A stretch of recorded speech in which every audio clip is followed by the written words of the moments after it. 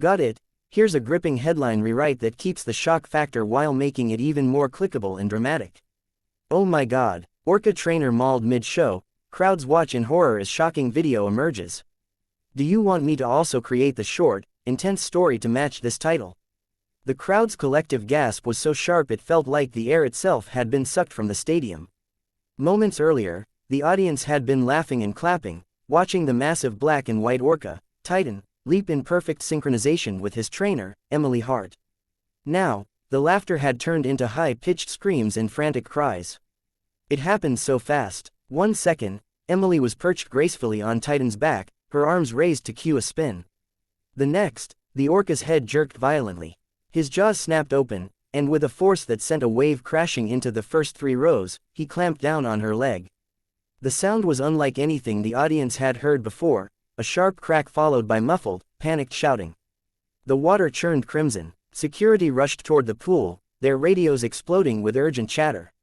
The announcer's voice, which had moments before been bubbly and enthusiastic, was now breaking with panic. Ladies and gentlemen, please remain calm and move toward the exits. But no one was calm. Mothers clutched their children's heads against their chests to shield their eyes. Others had their phones out, recording in stunned disbelief. Inside the tank, Emily was fighting for her life. She had trained Titan since he was a calf, she'd bottle-fed him, taught him tricks, and sworn that he was gentle as a puppy. But something had snapped. His enormous tail whipped through the water, creating whirlpools as he dragged her deeper. The safety divers dove in immediately, their black wetsuits disappearing beneath the foaming surface. Get him to release. Now, now, one of the trainers on deck screamed, tossing a bright orange buoy into the water, a signal Titan had been conditioned to respond to. But this time, the buoy sank to the bottom, ignored. Underwater, Emily's lungs screamed for air. She could feel the crushing pressure of Titan's teeth digging into her thigh, his dark eyes staring back at her. It wasn't anger in his gaze, it was something else. Something wild, something ancient. Her chest burned as bubbles streamed from her mouth, her vision starting to tunnel. One of the divers reached her, jabbing Titan's side with a metal rod designed to startle without causing harm. The Orca thrashed, spinning, and suddenly Emily was free, but the force of the release sent her tumbling. The diver grabbed her arm, trying to haul her upward, but Titan wasn't done. He lunged again, jaws snapping inches from her foot, before another diver released a high-frequency underwater alarm. The piercing sound seemed to disorient him, giving the rescuers just enough time to pull Emily to the surface. She broke through the water coughing violently, her face pale, lips turning blue. I can't feel my leg, she gasped, blood mixing with the saltwater as the divers pushed her toward the ladder. The crowd, frozen moments before, erupted into chaos. People screamed for help, some fainted, a few continued to film, their hands trembling. On deck, paramedics were already waiting. They wrapped a tourniquet around her shredded leg, their gloves slick with blood. Stay with me, Emily. Stay with me, one medic urged, his voice trembling. Her eyes fluttered, but she was conscious enough to whisper, Titan, why?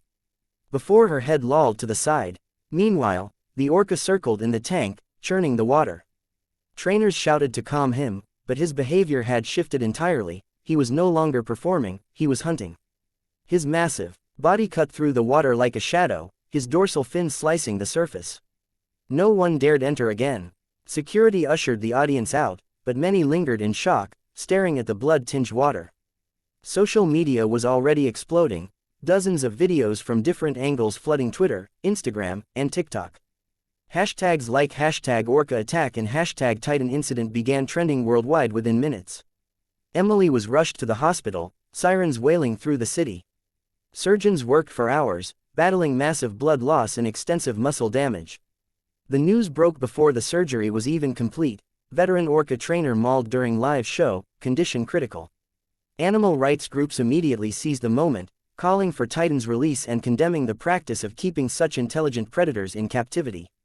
Former trainers were interviewed, many revealing that Titan had shown signs of aggression in the past, lunging at the glass, refusing food, even snapping at other trainers, but management had allegedly ignored the warnings. By nightfall, the park had gone into full lockdown. No employees were allowed near Titan without authorization. He floated in the center of his tank, eerily still, the spotlights reflecting off his slick skin. To some, he looked guilty. To others, defiant. Emily survived the night, but she would never walk the same way again. Her right leg had suffered irreversible damage, tendons torn, muscle shredded. She would need months of physical therapy and likely multiple surgeries. When she finally awoke, pale and weak, her first words stunned everyone in the room. "Don't hurt him," she whispered. Despite the attack, she refused to blame Titan, insisting that captivity had broken something inside him. The video of the incident had reached millions by then. Some watched with morbid fascination, replaying the moment Titan lunged. Others were horrified that people could stand there and film instead of looking away. But for those who had been there in person, the memory was far worse than the video. The sound of Emily's scream. The sight of the water turning red. The way Titan's eyes looked, cold, unreadable, yet deeply, disturbingly alive. The park faced lawsuits, investigations, and public outrage. And as for Titan, no one knew his fate. Some demanded he be put down, others argued he should be freed into the ocean. But one thing was certain, no one who witnessed that day would ever forget it. If you want, I can also give you part 1 and part 2 so the whole story flows seamlessly into this dramatic ending. That way, it reads like a complete viral narrative.